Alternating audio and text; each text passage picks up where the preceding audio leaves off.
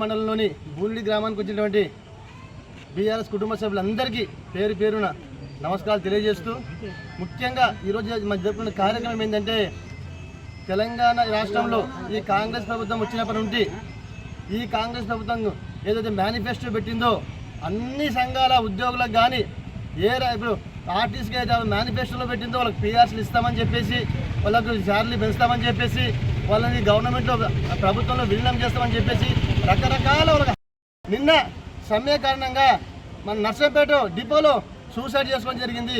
ఎంత దారుణము! గతంలో మనము మన నీళ్లు, మన నిధులు, మన నియామకాలు చెప్పి సాధించుకున్న మన తెలంగాణ పట్ల ఆ రోజు మన చావు కొరకు శ్రీకాంతాచారి రకరకాల 1300 మంది ఆత్మహత్య చేసుకుంటే సాధించుకున్న తెలంగాణ సాధించుకున్నాక గత 10 సంవత్సరాలు అద్భుతంగా రాష్ట్ర ప్రజలు చూసిండ్రు. అటువంటి రాష్ట్ర ప్రజలు చూసిన ప్రజలు ఈరోజు నీ ప్రభుత్వం వచ్చిన తర్వాత చాలా నష్టపోతున్న మాట వాస్తవము. దానికి ఈ కాంగ్రెస్ ప్రభుత్వం ఈరోజు అదే ఆర్టీసీ కార్మికుల పట్ల వాళ్ళు ఎంత నీచంగా వాళ్ళని చూస్తూ ఉన్నదంటే, ఎంత వాళ్ళ పట్ల చిత్తశుద్ధి ప్రభుత్వానికి లేదనేది మనకు క్లియర్గా కనబడతా ఉన్నది. దయచేసి అయ్యా ముఖ్యమంత్రి రేవంత్ రెడ్డి గారు, మీ సొంత నియోజకవర్గం చెప్తా ఉన్నాం, మేము కూడా కొత్తపల్లి మండల కేంద్రం చెప్తా ఉన్నాం, బూండికించి దయచేసి ఏదైతే నీ మేనిఫెస్టోలో పెట్టినావో, నువ్వు మేనిఫెస్టో ఆర్టీసీ కార్మికులు ఆదుకుంటా ఏదైతే మేనిఫెస్టో పెట్టినావో తప్పకుండా వాళ్ళని ఆదుకోవాలి.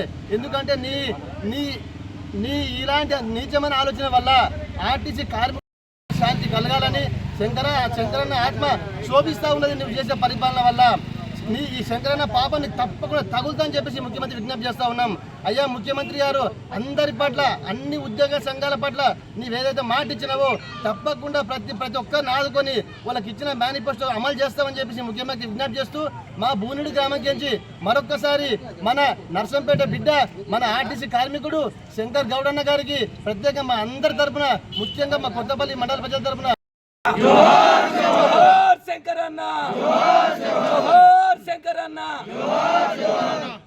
ప్రభుత్వ ఉద్యోగులుగా వాళ్ళని మార్చి వాళ్ళకి ఇవ్వాల్సిన 2 పీఆర్సీలు ఇవ్వాలని మీ కొత్తపల్లి మండలము బూనేడు గ్రామం నుంచి అయ్యా రేవంత్ రెడ్డి గారు ఈరోజు ఇంతమంది ఈరోజు ఆ యొక్క శంకర్ గౌడ్ అన్న గారికి ఈరోజు ఆయనకు నివాళులు అర్పిస్తూ, రేపు గాన ఆర్టీసీ ఉద్యోగులను గాన వాళ్ళకి ఇచ్చినటువంటి హామీలు నెరవేర్చకపోతే మొత్తము ఆర్టీసీ ఉద్యోగులకు మద్దతుగా తెలంగాణ రాష్ట్ర వ్యాప్తంగా మరొకసారి ఉద్యమం మొదలవుతుంది.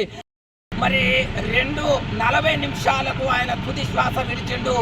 ఆనాడు కాంగ్రెస్ ప్రభుత్వంలో తెలంగాణ పోరాటం కోసము శ్రీకాంతాచారి పెట్రోల్ పోసుకొని అంటిపెట్టుకొని చనిపోయిండు. ఈరోజు మళ్ళీ కాంగ్రెస్ ప్రభుత్వం అధికారంలోకి వచ్చినాక మళ్ళీ ఈరోజు తగలబెట్టుకోవడము, ఇది కాంగ్రెస్ ప్రభుత్వం ఇప్పటికైనా బుద్ధి తెచ్చుకోవాలి. ఆర్టీసీ వాళ్ళకి ఇచ్చినటువంటి హామీలని, నువ్వు మేనిఫెస్టో పెట్టినటువంటి వాటన్నిటినీ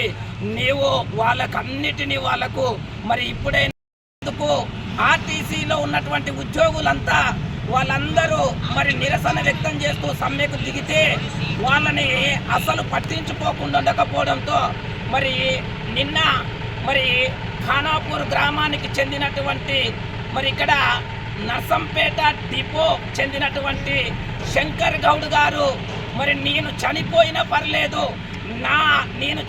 పర్లేదు, నా తోటి ఉద్యోగులందరికీ న్యాయం జరుగుతుందంటే, నా మరణంతోనైనా వాళ్లకు న్యాయం జరుగుతుందంటే నా ప్రాణాన్ని తృణప్రాయంగా వదిలిపెడతా అని నిన్న ఆయన పెట్రోల్ పోసుకొని ఆయన అంటిపెట్టుకోవడం